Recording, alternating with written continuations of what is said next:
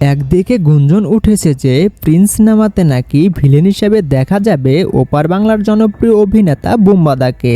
অন্যদিকে অনেকে বলছে মেগাস্টার শাকিব খান কপি করতে যাচ্ছেন বলিউডের জনপ্রিয় অভিনেতা রণবীর কাপুরকে। তো আসল ঘটনা কি সম্পূর্ণ বলবো গসিপসে, ভিডিওটা স্কিপ না করে সম্পূর্ণ ভিডিওটা দেখতে থাকুন। তো প্রথমে আসা যাক প্রিন্স অনস আপন টাইম ইন ঢাকা সিনেমার কাছে, যে সিনেমাটা নির্মাণ করবেন আবু হায়াত মাহমুদ। তো সম্প্রতি কিছু গণমাধ্যম থেকে শোনা যাচ্ছে প্রিন্স সিনেমাতে নাকি ভিলেন হিসেবে যুক্ত করা হয়েছে ওপার বাংলার জনপ্রিয় অভিনেতা বুম্বাদা ওরফে প্রসেনজিৎ চ্যাটার্জিকে।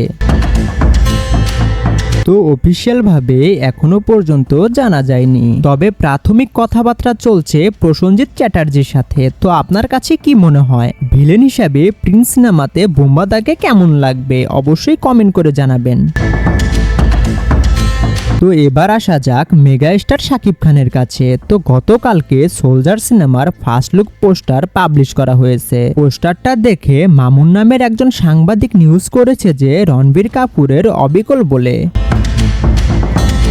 আর দায় চাপাচ্ছে ভক্তদের উপর। ভক্তরা নাকি বলছে শাকিব খানকে অবিকল রণবীর কাপুরের মতো লাগছে।